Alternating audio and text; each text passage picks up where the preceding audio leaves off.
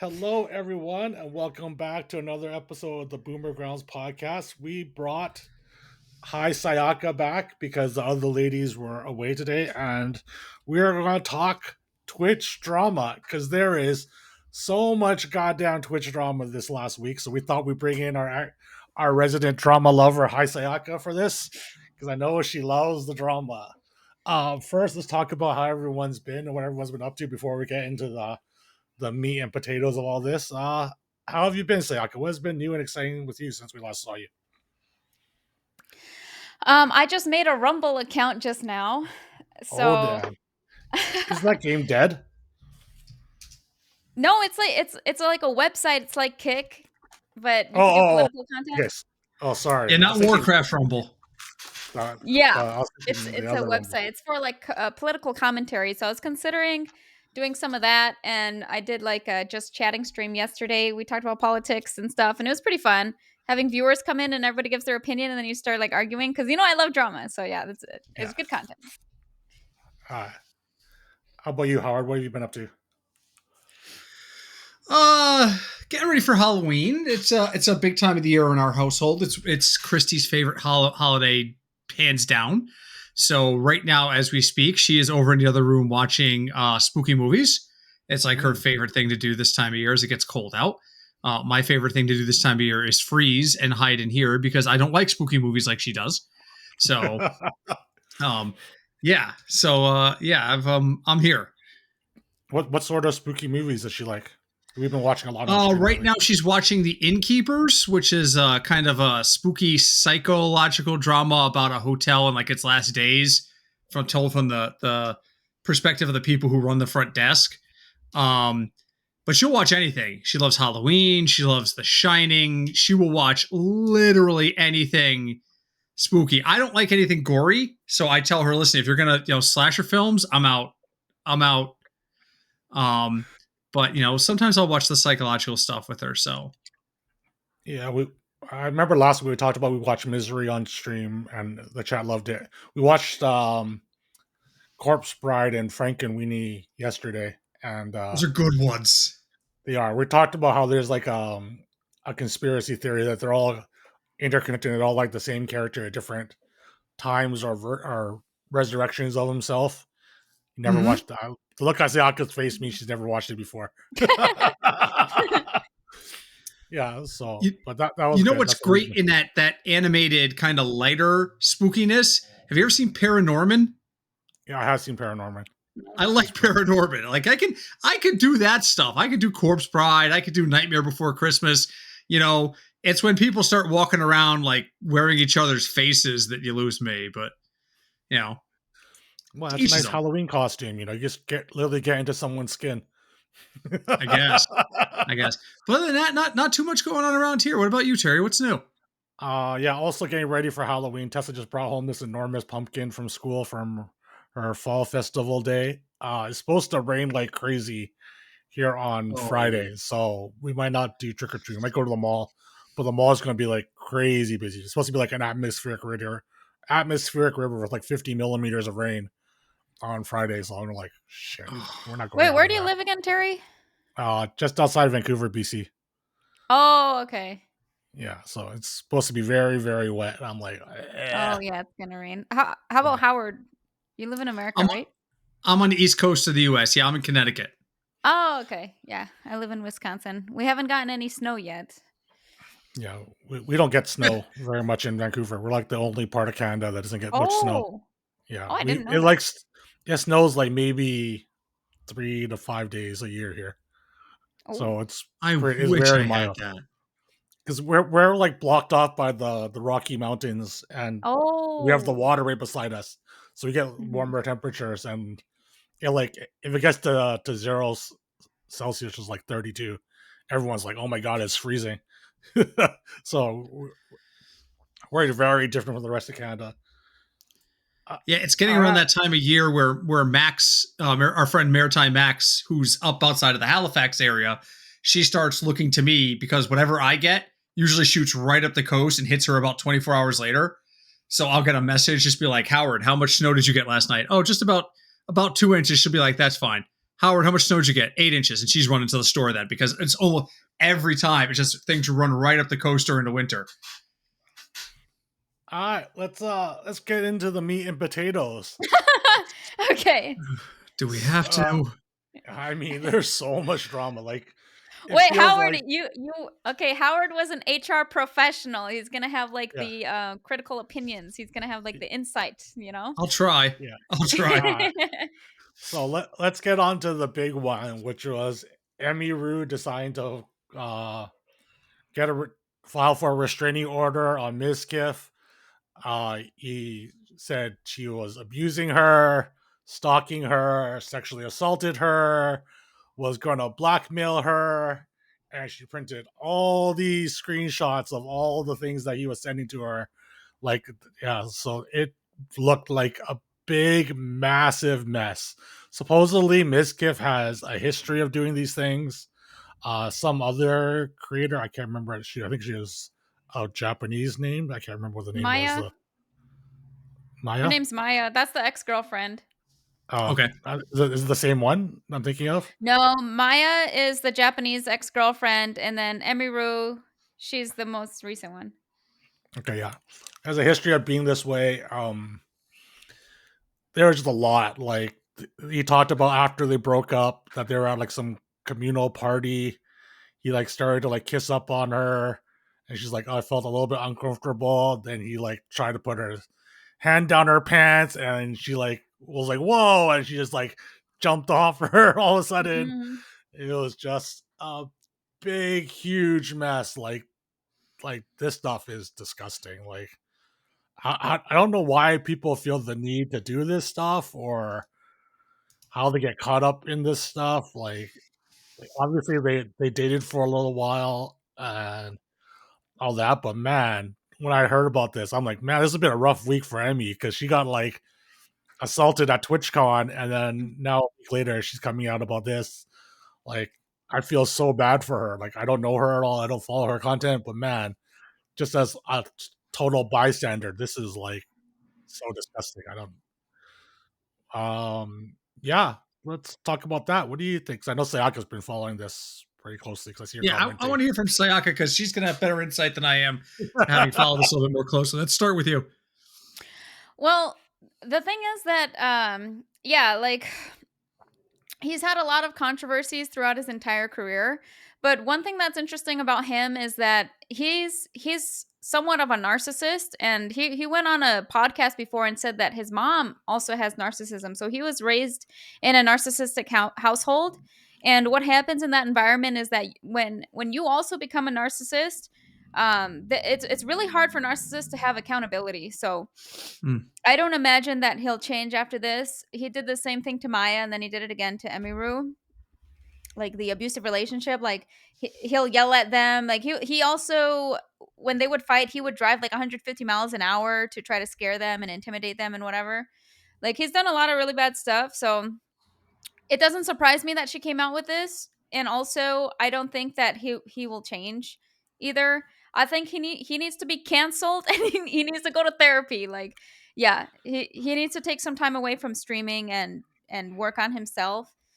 And the only way, and I posted a tweet about this too, about this book I read about like abusive men and men that have narcissism.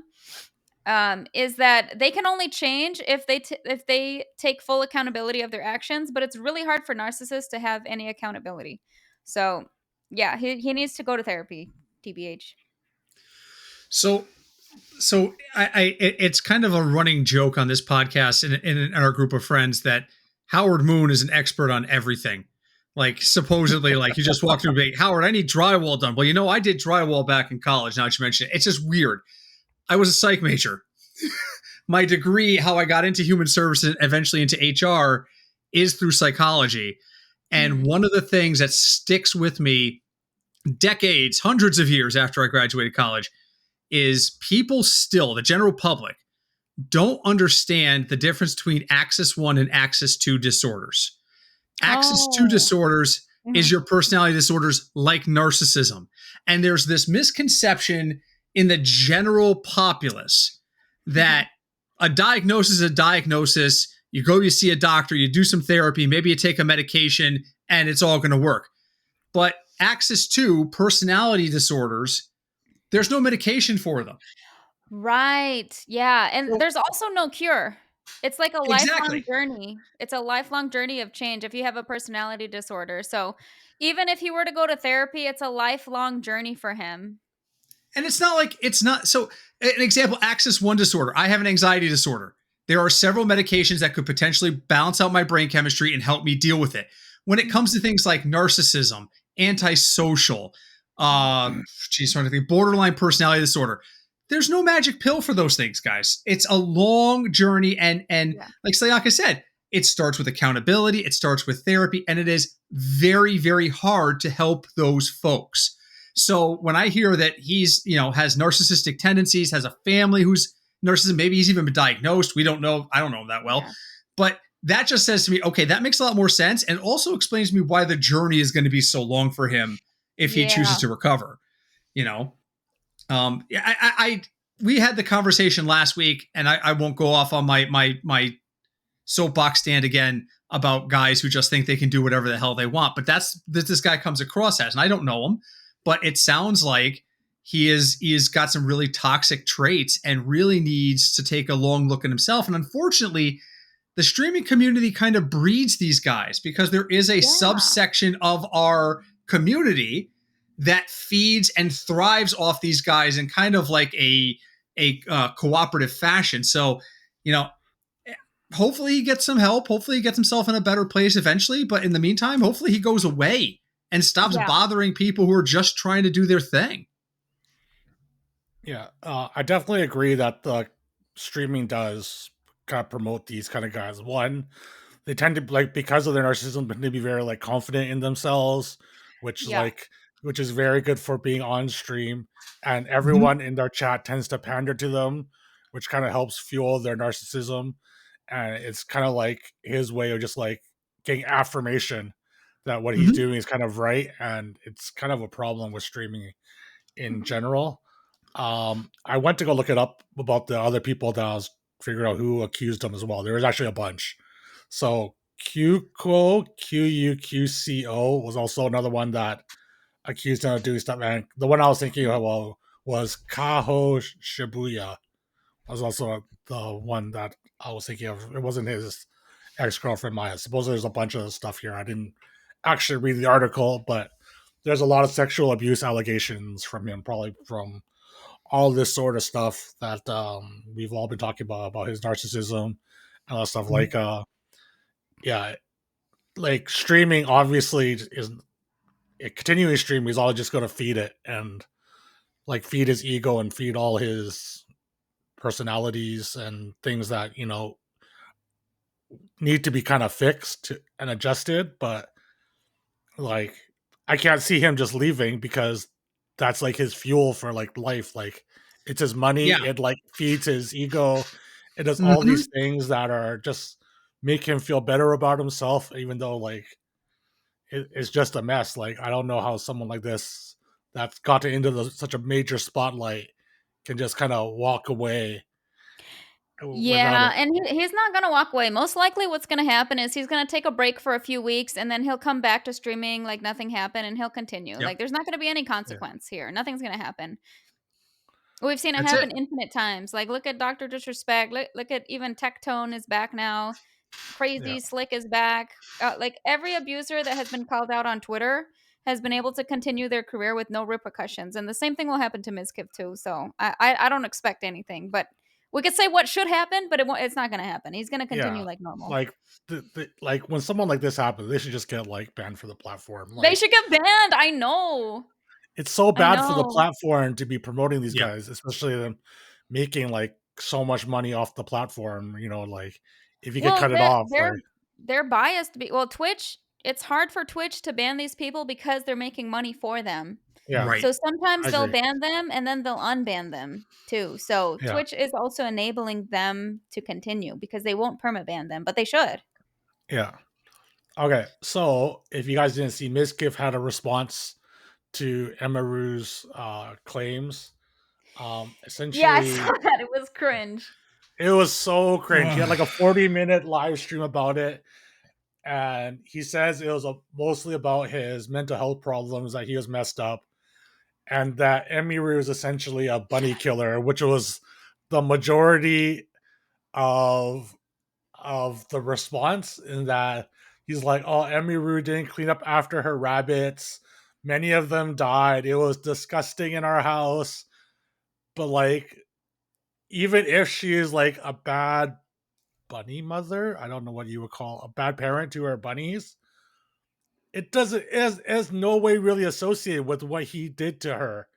Yeah. Like, And yeah, also he could be the shitty. thing is that rabbits are very sensitive. So when there's large disturbances like screaming and yelling, and he said he was like punching walls and like Yeah, breaking Mm-hmm. stuff, it causes stress for the rabbits too. So who's to say that she killed them? It could have been him for yeah, disrupting them. And then also he caused her to have anxiety and like depression and stuff because he was abusing her. So then when you're dealing with like an abusive man, you're not able to take care of like the animals, or like you know, you're not able to do a good job. So like him saying that, it's like he's not taking any accountability for what all he had to do with it, you know? He's just like completely yeah. blaming her, but he's just shifting the blame. And this is what I mean when I say like narcissists, it's really hard for them to take accountability. In that entire Mm-hmm. live stream, he didn't take accountability once. Yeah. So it was very cringe. Yeah, He handled I that tried so watching it. poorly. I was just like, what the hell? What the heck is he talking about? Like, He shouldn't have eh, even gone live. Like he should have had like a PR manager help him or something. Or it was yeah, so foolish No, for him to do that. no, no. He doesn't need a PR manager because he knows exactly what he needs to do, and he's always right, which is part of the narcissistic cycle. Oh yeah, true. Yeah, see, there you go. And there's his Grandiosity, issue. grandiosity, entitlement, and a failure to recognize that there may be Mhm. a different path than the one you see in front of you Right. are all very big trademarks. So something like this happens, and so entitlement, a need for acceptance, a need for recognition, and always being right. This isn't something to fix. This is an opportunity. I'm going to go live and I'm going to explain to my echo chamber why it's not my fault. And what's the echo chamber going to do? They're going to reassure him. They're going to back him up. Now, this feeds the grandiosity, feeds the need for acceptance, and feeds the see, I was right all along. See, this is, I mean, Wow. we've been dealing with this, and Sayaka, you know this because you're talking about being on Rumble, and that's a very heavy political site. We've been dealing in this in the U.S. with our politics for a long time now. Yeah. The president of the United States is never wrong, according to him. He had Right. hats made that says Trump was right about everything. This is why people, I don't know why people call him a narcissist, because this is a classic sign. Nothing's ever their fault. If they were wrong about something, it's because somebody else made them say it or Mhm. somebody else told them something wrong. So in that situation, going online, going live, that is perfect for the narcissist because that is going to feed everything they want. So yeah, a normal person would take a step back and go, okay, damage control. Do we have somebody in PR? Should we put out a statement? Oh, no, not the narcissist. They just go on attack and just keep going because it becomes a cycle.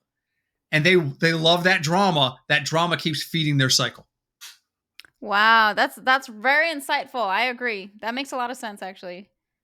The old man's still got a few things up here. Not There much, but you there's still go. a few things up there. yes. Some other things that were brought up in his response was that like Emmy like threw stuffies at him or something, so he responded by like punching the wall, and The and it was horror like, of having a teddy bear fly in your general I know, direction. it was just like, and he's like, oh yeah, like sometimes I threw my phone at the bed and it would like hit her in the leg and bruise her, and he kept. I was just like, oh my god, this is Her like, fault. I was trying to hit her. I was trying to hit the bed, and she just happened to put her leg there. yeah, I This was is just all like, so classic. Yep. I was like, I listened to all 40 minutes of it while I was streaming yesterday. I was just like, why? because I wanted to figure, I want to hear this response. Like, like I saw what Emmy said, and I saw the screenshots. I'm like, I need to hear the response of what it is. I'm just like, oh my god, what the hell? What is going through this person's mind? I just don't understand it. It was just crazy. Like, it's just I can't believe how people get this delusional, but it honestly also doesn't surprise me. That's the combination of the two that that these type of people are just like pushed up and has such a large following. That's it. Yeah. You guys want to talk any more about this, or should we go to the next thing on the I should have brought alcohol this week. yeah, this is definitely a week for alcohol. Okay, so Mhm. we could talk about the next thing, which was the Nina Lin Zoe Spencer sexual assault of Faye Silky assistant Saeed on stream. This happened in March of this year, I believe. It went viral again on like a couple days ago on Reddit, and then it kind of obviously blew up. Twitch suspended Nina and Zoe, and it lasted a whole 1 day and 20 hours. Really? They've already reinstated them? They've already reinstated them. Oh my lord. Yeah, it's pretty bad. Like, if you, I don't know if you guys watched the video of it.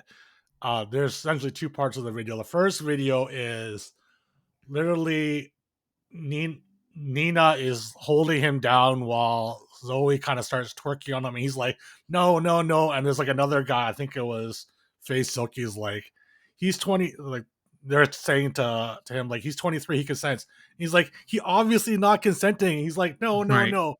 And then she starts twerking on him, and then he kind of runs away. But she always on them. Oh my God.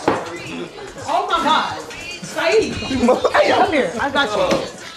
Hey, come here. Zoe, you can't. Zoe, you can't. He's 23. No, He's consensual. No, he's not consenting. Yes, he is. He's not even saying nothing. He likes it. Yeah, He's not- give. Oh no! I don't think he wants to. Yeah, stay right there. Stay right there. Stay right there. Stay right there. Hold on. Hold on. Sit down. Yo. Sit down. Sit down. You remind me of that one. Then there's a clip a little later of them like dragging him into the bedroom, throwing him on the bed. Zoe's like straddling him, like going through a bag, like looking for a condom. They're like telling him to like pull off his clothes, and it's just like, Bro.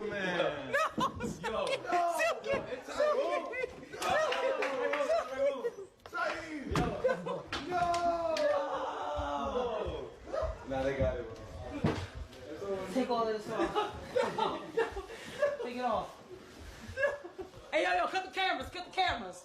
Yo, cut the cameras, bro. Zo, do your shit. Look at my Louis Vuitton scarf. Hold on, bitch. No outside clothes on the bed. Hold on. What's going on? You can't just forcibly take it.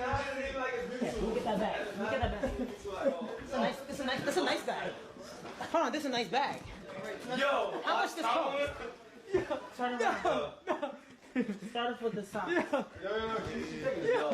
Oh, I need this. I needed this. Thank you. Appreciate you.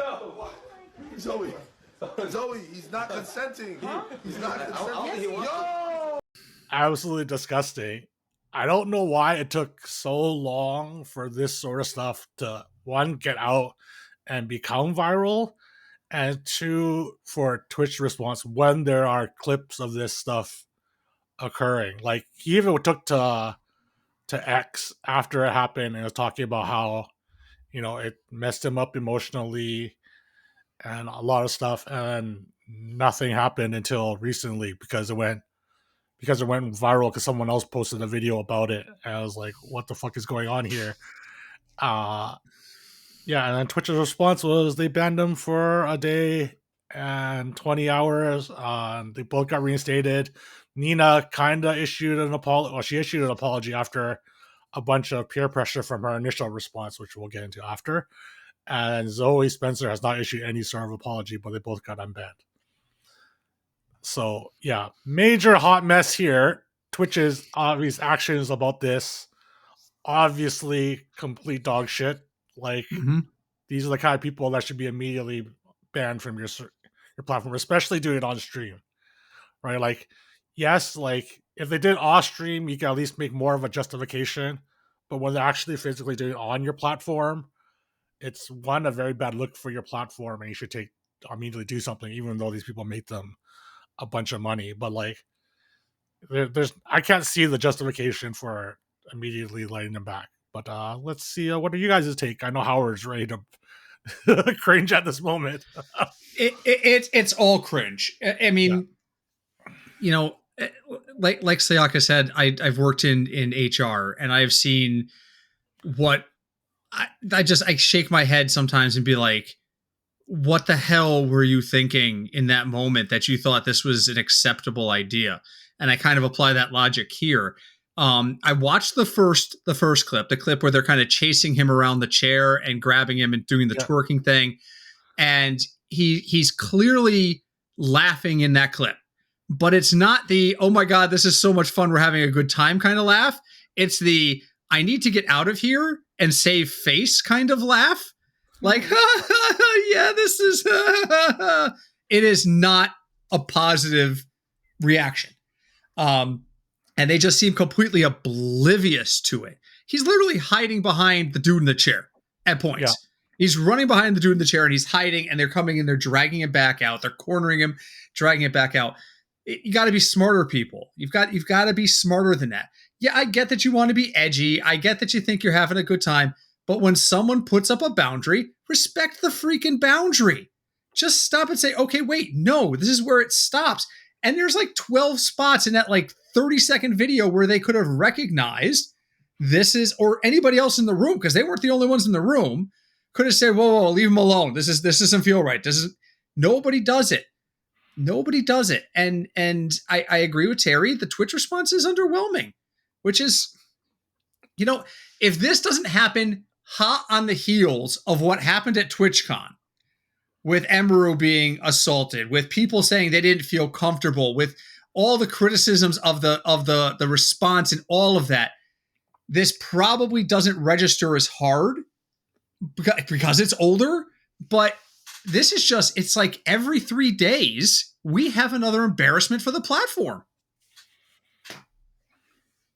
Yeah, and also what she did, it's the definition of sexual assault. I think people maybe they don't it's not as easy to see because it's like a woman doing it, but men can be victims too. And if it was the other way around, like there would be even more backlash, but the people might hesitate or think twice because it's a woman doing it. But it's the definition of sexual assault. She should have never done it. And also something that people might not know about her is that she is an abuser, because she was on another video like 2 years ago where she talked about how she would beat up her younger brother so bad that they would have to call CPS on her. Like CPS that was she was on Pokimane. That was actually a few months ago. That was after this, isn't it? No, there was another video where she was with some other Asian content creator named Viet. And that was it was like 2 years ago or something, where they were talking about like trauma. And then she brought that up, that she would beat up her little brother so bad that CPS got involved. So she's been abusive since a young age. So she's an abuser. She's had a history already of doing stuff like this. So yeah, Twitch should not platform her. I mean, this is like, and this same with Mizkif. It's like it's going to be a lifelong journey for her too. You can't just ban her for 1 day and then that's it. Because if you're just gonna ban for 1 day, don't even ban, because what are they doing, right? Just make it a perma ban. Like they need to really take it more seriously. The only way for change to happen with Twitch is every Twitch user needs to start emailing the advertisers on Twitch and saying, I will not be buying your product because you are putting your product, like your ads, on Twitch. And Twitch supports abusers like Mizkif and Nina and whatever. So I will not be buying your product. That's the only, and then they're going to pull out from Twitch. The only way for Twitch to make a difference is if it's going to hurt them monetarily. Otherwise, they don't care. That's it. Yeah, that's true. You know, and it's disappointing because I again, other than the little I've been shown and what Terry's recapping here, what I'm learning from Sayaka, I had no idea that either of these creators had a history, and not only a history of involving Child Protective Services, but then bragging about it on 2 different creator channels. Yeah. That is insane to me. Yep. There are things I did in my childhood that don't raise to this level. So I'm not trying to compare the stupid crap I did when younger. But there's things I did in my youth that I would never discuss on this channel. Never in a million years, because I'm embarrassed. I was a crazy kid. Don't worry, I didn't hurt anybody or anything terrible like that. You probably would laugh your ass off and go, really? That's your deep, dark secret? You are the most boring person on earth. But there are things like that. And then I hear this person's like, oh yeah, I send my brother to the hospital regularly. Wait, what? Mhm. What? Why are you telling people this? Unless you feel, like we've talked about, so comfortable in your space and your echo chamber that you know there's no repercussions, so you feel like you can get away with whatever you want. And so Sayaka's right. The only time we're going to get real change on Twitch is when people start making enough noise and really calling them to account. And financially is the way that's going to get done. Yep. Yeah. So the person that actually did try to kind of interject while this was happening, I don't know who the person was. He's like, he obviously is not consenting to this, because I know Howard mentioned that no one tried to stop anything.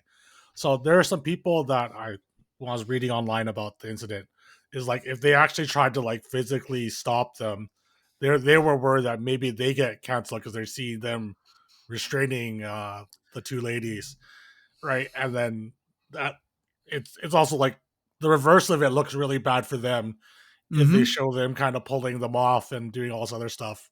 Like they may get caught up on just like get being in between them physically. When he runs to that corner, step in front of him. Don't have to lay a hand on anybody. I am 6'2" and I weigh 400 pounds. In that situation, I am a walking wall. Yeah. You are not getting to it. Because I hear your point. Because if you do lay hands on somebody else in that situation and everyone's laughing and they think you're having a good time, then the only clip we see is you grabbing somebody's wrists or arms to try and restrain them. And then all we hear about is you're assaulting female streamers live on camera. And that's where the narrative will go, because that's what certain people are going to want to put out there. But you can do something without physically touching someone and intervening. And that's that. I mean, when I see that and I see him run behind his friend, the streamer, and I don't know everybody's name in this, I apologize. I think it's Silky Silky. He runs behind Silky. Just all somebody has to do is follow him and step in the way and just put up their hands and just stop there. Take a deep breath, guys. Take a deep breath. And then let them. And if they want to aggress further, then that's on them. But I get the point, but there's stuff you can do. There's stuff we can do. Yeah, I'm just saying it's tough being the other people in that room during while it is to try to intervene and like not end up getting like clipped out of context, and then you getting in trouble, and then now you're costing yourself your career. Whereas the person like Nina and Zoe that should be the one's career, is in jeopardy.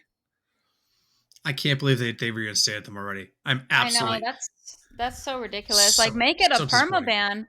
They need to be more strict. They really need to tighten up. But like I said, we're not going to see any change unless they get hurt monetarily. And so All right. So when this came out again a few days ago, Nina's response was essentially he called Saeed a bitch, and that he should be embarrassed that you could that we're talking about a woman sexually assaulting a man and stuff, and how embarrassing it must be for him to hear these sort of accusations and all this sort of stuff. That didn't go over well. This was before she did her official response of, I feel bad. I should have been more justified in my actions.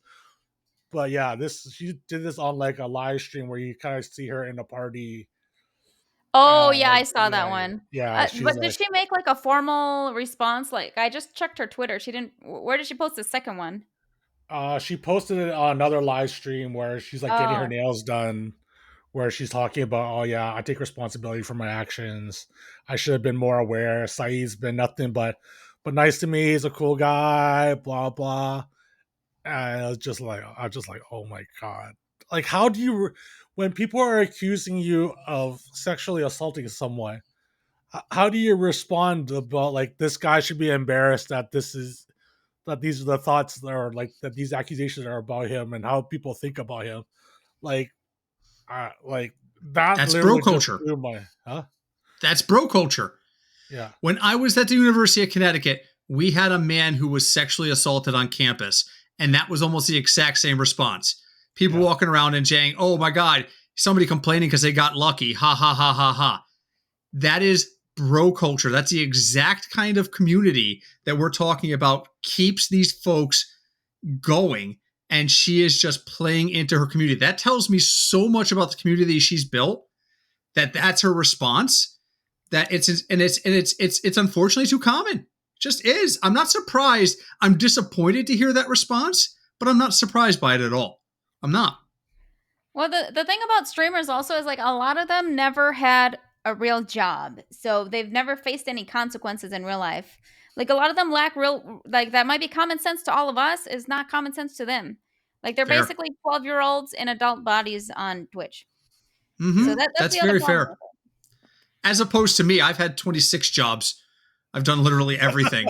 So I don't know, like the response is just so underwhelming. Like I understand that they want to at least show that they saw the allegations and gave the ban, but like the 2-day ban, or essentially, it's meaningless. I don't know what kind of message you're supposed to be trying to send with such a thing. Like I think it's hard for the people, like Sayaka said, to go to the advertisers and say we're not going to buy your product because you advertise on Twitch. I think that sort of response is difficult to organize for one, and it'll take a lot for it to actually make an impact on these major companies, because the people that are advertising with them, I assume, are probably massive companies that are doing it, and like 5 or 10 people, or even like 1,000 people saying it isn't going to do anything. You need to get to like the hundreds of thousands of people, or tens of thousands, at least high tens of thousands, before you can actually have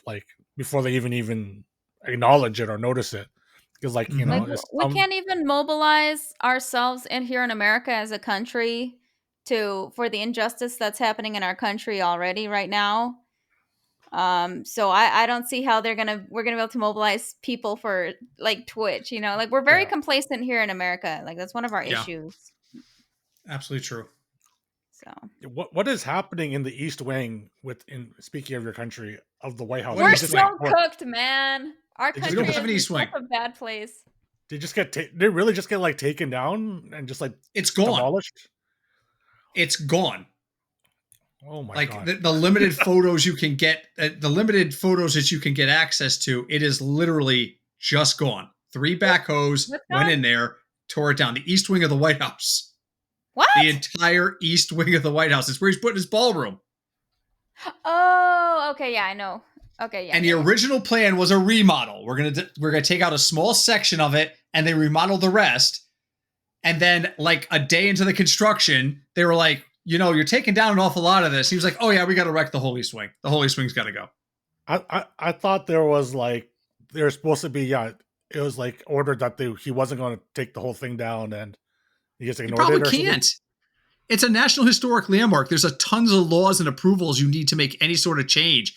Hell, all right. So I live in a section of Connecticut that was settled back in like 1600. Well, that's probably not that old. I'm guesstimating, but it predates America by a significant amount of time. And there's all sorts of historic houses. You can't change the mailbox without going through a historical society to do stuff like that. So now we're talking about a landmark. There's no way he was able to do that without significant approvals, and I guarantee he didn't bother to get, because if he got them, he'd be flaunting them instead of dodging every time somebody asks him about them. He doesn't he knocked care, down half the White House.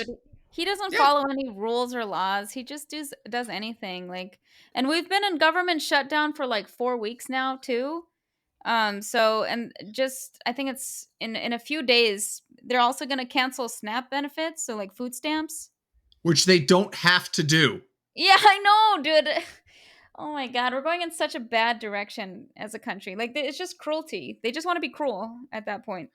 Yeah, and I don't want us to go off into a whole political thing, because that, I could go on all night about that.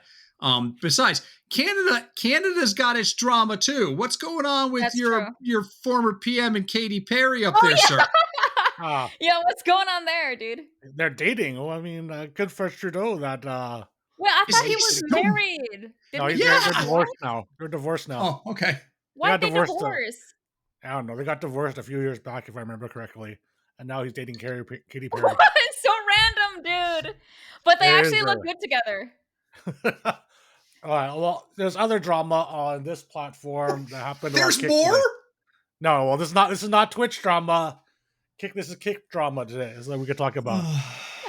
So Aiden Ross and Drake sued in class action lawsuit against Stake over Kick gambling streams by the state of Missouri. I saw that. Yeah. Yeah. A big lawsuit by the state saying they're promoting illegal online gambling to the U.S. consumers.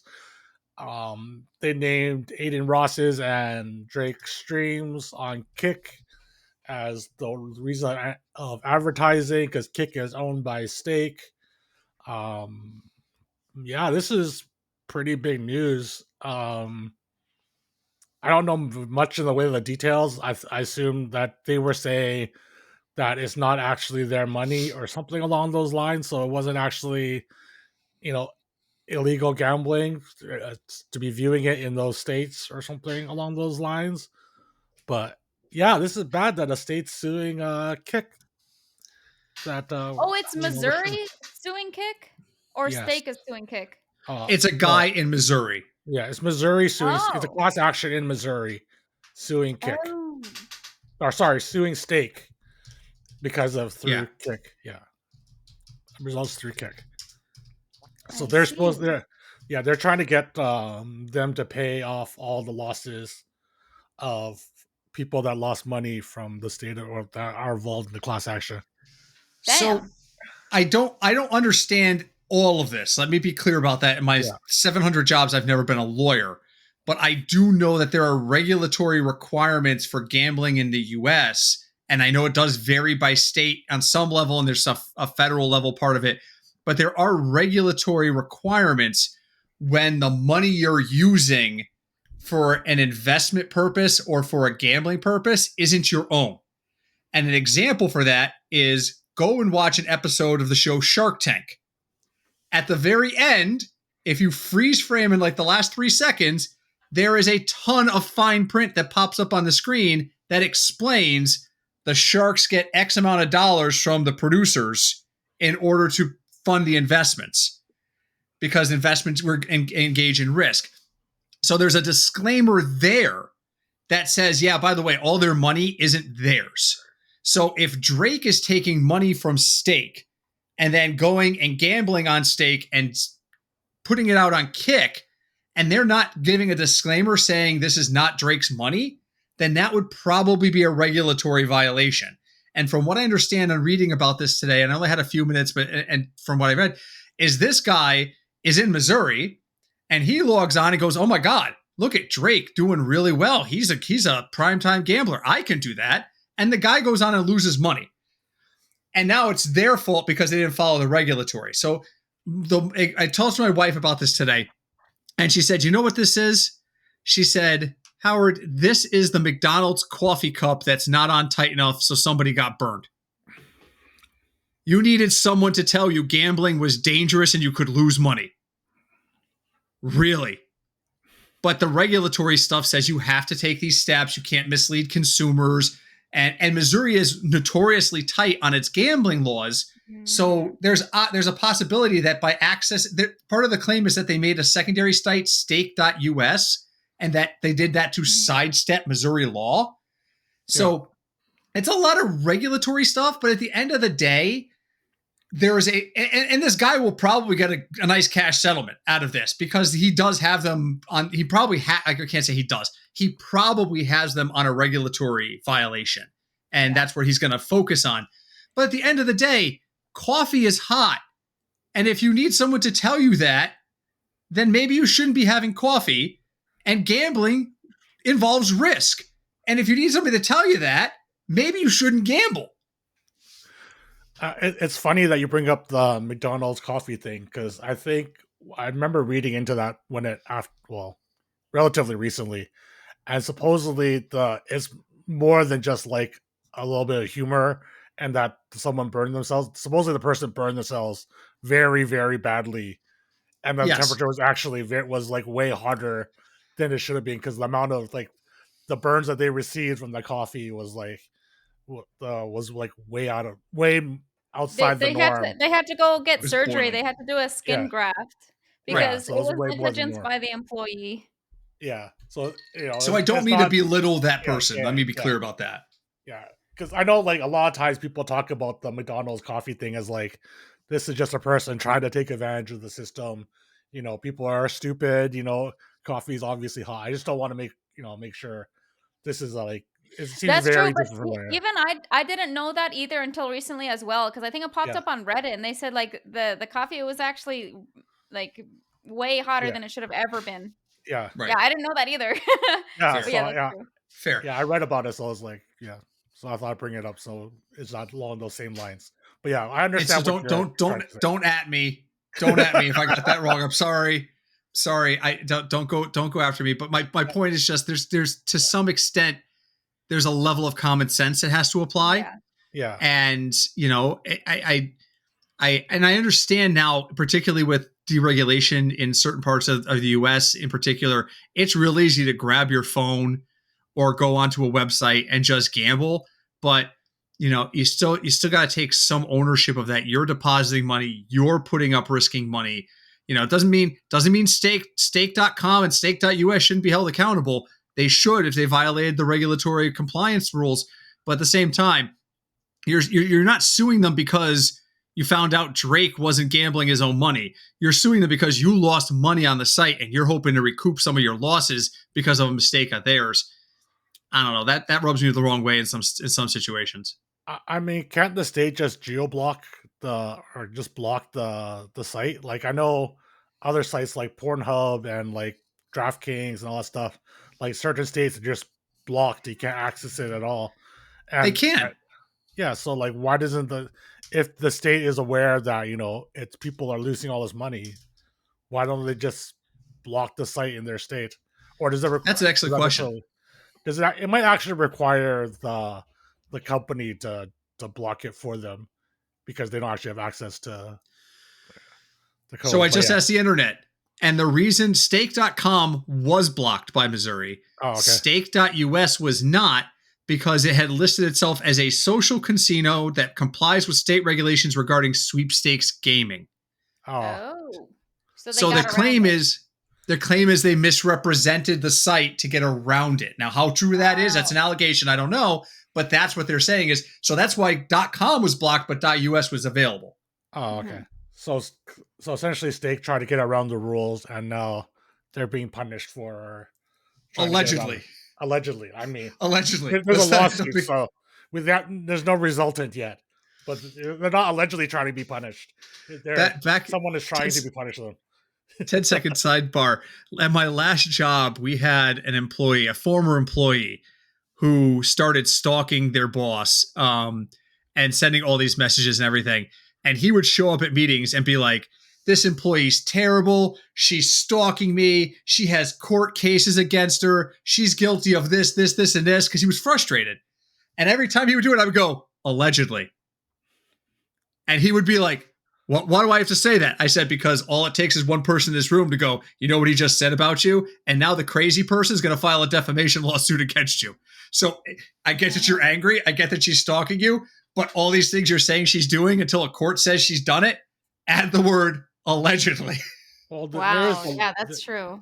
Yeah, there is the lawsuit, but it's just like, I mean, it's not alleged that the lawsuit's out there, but it is a lawsuit that alleges they did these things. Yeah, yes, exactly, absolutely. Exactly. Absolutely.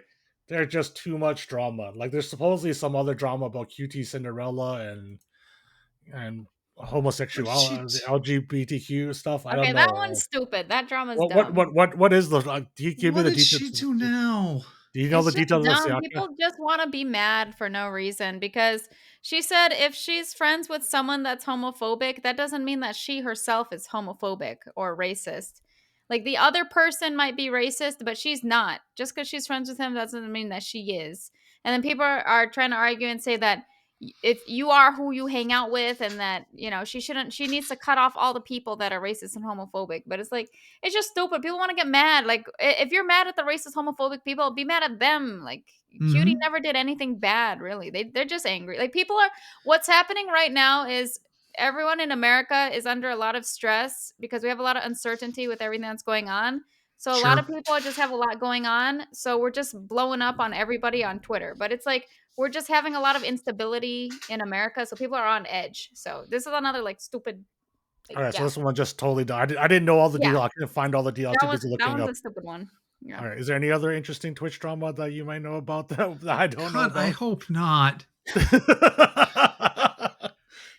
Not that we don't love talking to Sayaka, but I feel like the last month has just been drama after drama after drama, There's and a you lot, can't ignore it. Yeah, it's not like little drama. It's drama that literally like blows up and is on like all over everyone's feed, no matter how little they interact with them. And that's what happened here. I would say this Mizkif drama is probably the biggest drama of the year, and the assault at TwitchCon is probably the biggest drama of the year. Yeah, these two seem pretty large. So can we go to that for a second? I know we didn't. I'm going off script here for a moment, but Sayaka wasn't here last week when we kind of covered this. What is your take on the whole Emiru at TwitchCon thing? What do you see in this situation? Well, she had a security guard before that got permanently banned from TwitchCon because he grabbed someone that was trying to touch Emiru. So the security guard grabbed him and held him until the cops came. And because he put his hands on him, now he's perma-banned. But it's like he's just doing his job. Mm-hmm. And me personally, like we need that. Like they need more violence at TwitchCon. Like they need security that's more aggressive, that will put their hands on the people that are being weird. Like we need more of that. But they went the other direction and said we want less of that. We want less security. And then the same thing happened again to her, and she didn't have her security guard that time. She had to hire someone else. Have you ever been to TwitchCon? Yeah, I went in 2019, but after 2020 is when things got really weird. Ever since COVID happened, we lost a lot of the social contracts that we have in society. We lost a lot of we have changed a lot in America. Like our culture has changed a lot. People have less respect for other people. The social contracts we used to have, a lot of them are broken now. So it's very weird. Like I haven't gone in since 2019. Which kind of, I think, no answered the follow-up question for me, which is just, would you go again? Given everything right now, if I said, hey, we're all going to get together and go to 2026, would you go? No, I wouldn't go. I would maybe go to the EU one, like Twitch EU, but I have no purpose to go to any of the US ones. You know, she brings up a great point. So is that mainly because your audience is EU? Actually, yeah, a lot of my friends and audience is in EU, but also I've never been to Europe. I think it would be cool. I've already been to the one in America, but in America there's just a lot going on. Like we had like the political violence also. Like there's just so much going on. Like it's not very safe in America right now too. That's the other issue. Yeah, you know, you don't. As I'm hearing her say this, we don't hear these kind of stories coming out of TwitchCon EU. I mean, if they do, I haven't heard them.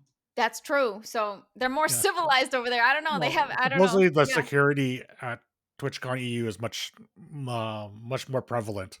Because there's a lot of people that talked about it. The average person in EU, maybe they're like more normal. Like I don't know. I think it's because maybe the organizers at EU or are more more secure or something. Yeah. I know. Like people have said like they wouldn't go to the US one, but they definitely consider going to the EU one, probably because they're, I assume, more security and stuff. I can tell you right now, if we're ever going to get Christy to another TwitchCon, it would have to be EU. She's just going to want an excuse to go to Europe. You know, I told her it's like in San Diego for like the next decade. She's like, I have no desire to go to San Diego. Good luck with that. I agree. I have no desire to go to San Diego. Oh yeah, that reminds me.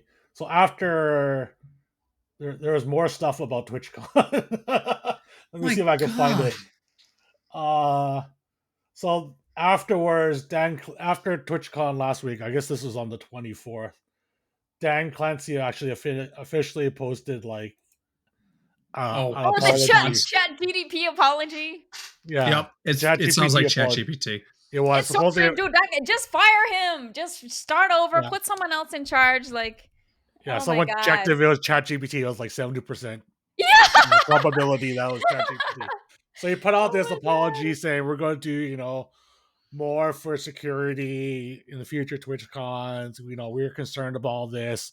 Put a lot of trust in people attending TwitchCon, blah, blah. It sounded like all crap. Ironically, like 2 weeks before TwitchCon, Twitch on their blog saying, we're enhancing our security for TwitchCon. This was posted on October 8th. They're like, what we're doing to keep you safe at TwitchCon. Oh, we made sure we have a command center. In the event of after our emergencies, that's available 24/7. We have a command center hotline. We're always evolving our security plans. We're enhancing all of our security personnel through the venue.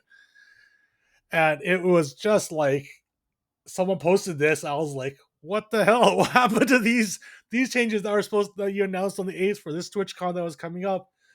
And like, how far off did you miss when when TwitchCon actually came about? And then it was just like, oh my god, what the hell? I totally forgot about this till you mentioned TwitchCon US, because there's all this other drama that's been happening in the last last 7 days, man. It's like TwitchCon was only 2 weeks ago, and it feels like it's been forever, because not even 2 weeks ago, right? It was like probably 10 days ago.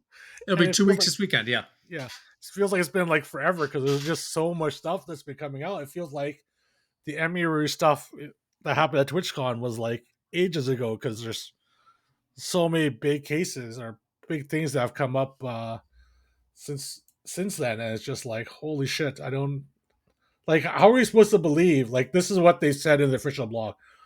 Our security planning includes multiple layers of protection with both visible and behind the scenes measures in place. While we don't disclose some security details to maintain the integrity of operations, attendees can expect to see armed and uniformed law enforcement presence and other personnel throughout the venue, including plainclothes personnel. This is their official blog on October the 8th, before TwitchCon. And when we saw the video clip of Emiru being assaulted, and zero TwitchCon people around in the whole video, even afterwards, after the guy grabbed him, no one, like, you don't see any of them kind of charging, and the person you see in was Emiru's personal bodyguard. Like, where was all this? Like, this is your official statement, and this is like nowhere close to what we saw at the actual event. Like, it's such a joke that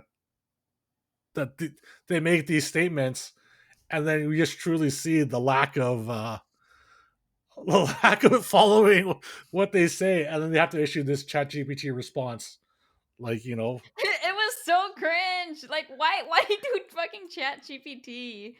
I mean, it's probably just put together by some PR person. Like, he probably didn't ChatGPT it.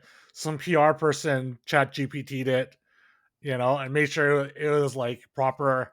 Instead of going through getting someone to like spell check it, they just put it through ChatGPT to make sure all of the grammar and everything was proper in the statement before issuing it.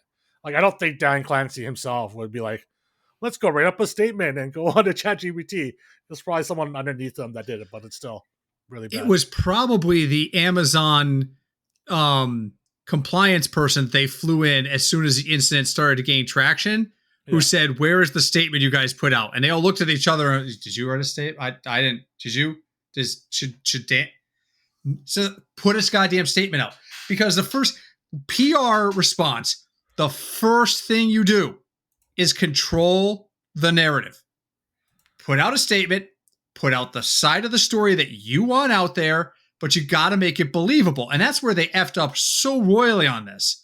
Because their first statement was like, we've reached out to Emiru, and she's online while they're putting this out going, no one's reached out to me. I don't know. You got Dan Clancy appearing on a podcast and goes, she's a friend of mine. Of course I'm worried. She hasn't heard from you.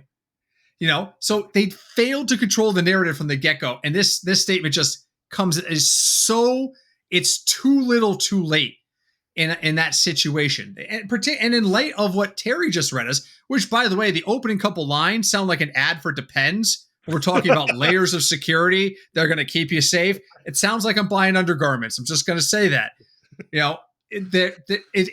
You put out a statement about how security is going to be so good, and then you fail to meet it. You put out a weak response too late after the fact, and it's mostly factually disproven. Here's a quick lesson for Twitch. You know how you let all those people walk around with cameras doing in real life shit? those videos will show us that you are lying. Breaking news, we can see that you're full of shit.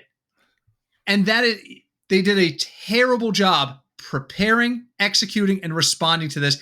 And he says that in the Chat GPT response, but that still doesn't make it okay. You know what I haven't heard? What are we going to do next year at TwitchCon to make sure this can't happen again? Well, that's what I'm not hearing. They said they're going to have new measures, but they can't reveal it for security reasons. I mean, to be fair, that is what, if you are going to institute new security measures, that is what you're supposed to do. Yes. You don't want it to be compromised, like whatever your new security. But yeah. But talk about the basics. You can talk. Okay, so the three of us have no idea what they're going to do, right? If you were in their shoes, what's the first thing you would do? I'm putting you guys on the spot. Just off the top of your head, the first thing you would do. More security presence, obviously. Boom. That is a no-brainer, and you can say that. Yeah. We'll be putting new measures in place. That will include a vast increase of armed and uniformed security people. Because everyone knows that's what's going to happen, but if you put it in the response, it sounds more like you've given thought to new measures are coming. Yeah. They basically put a coming soon sign on an empty business and no information about what the business is. Yeah. It doesn't tell me anything. Yeah.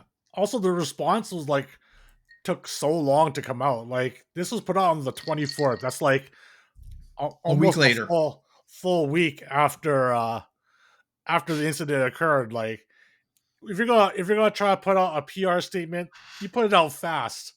Yes. You try to get ahead of it. Like, a week later, people are already have their mind made up that, you know, the situation's all fucked. And, you know, that you don't care. And especially like taking so long to respond, you're like, and like the way it was answered, it's not like he went on someone's pod or something like that and sat down and talked to them and they discussed it. Like, you put out some generic piece of shit response on X a week later, no one's gonna care. Like, it's so late. At least, like, if he shows up, you can see the remorse in his face. The tone is apparent, and it's not just like, yeah, here's some response because we had to. And it's a week later, since the news cycle is almost over. We're just going to try to get it out there, you know. You know, to that end, has he gone live since then to talk about this? Has there been an official stream on the Twitch channel? Oh, I think there was, but it was for like something else. Yeah, they have not gone live. Okay. All of their recent broadcasts are from TwitchCon. Okay. So you know what? Okay, so you failed to control the narrative. You came out late, and your response sucked. If only there was a platform where you controlled doing a live video that could reach all the people you want to reach. Yeah. And if only you owned it and moderated it. Like, this is a no-brainer. Dan Clancy needs to go online, do a fireside chat. Oh, he'll go online when he's riding on a train with some streamer on his way to TwitchCon Europe. But you go online and you have a conversation, a difficult conversation live in front of your audience, and you tell them where you screwed up and what you're going to do. Instead, you put out one thing on X that was instantly disproven, and now you look even stupider. Yeah, like, I don't know. Twitch seems like a giant shit show right now. Like, but what's our alternative? We all go to YouTube. I can't live on Kick. They rob people in Missouri. They're getting sued for it, allegedly. Allegedly, you can't go on Kick. Let's all go on Rumble and talk about politics instead. Well, Rumble would eat me alive. Sayaka's a brave person for going on Rumble. Rumble would eat me alive. There's like a few other streaming sites too, but like, I don't know. It seems so bad. Like, I don't know what's going on. Like, I thought last week was bad with the TwitchCon stuff and like Twitch was coming to an end, but now like all the big streamers essentially just giant scumbags. Like, there's just so much bad shit going on, so much bad publicity for the platform. I just have I was like, it's so discouraging. Yeah, it is. I was like, I just miss the good old days when the drama that we were talking about is how Blizzard is trying to charge $168 for a pet. And, everyone's up in arms because they're trying to charge for this pet. Oh, no. And now we're talking about sexual assault, stalking and all this stuff. I'm just like, oh, God, this is just too much.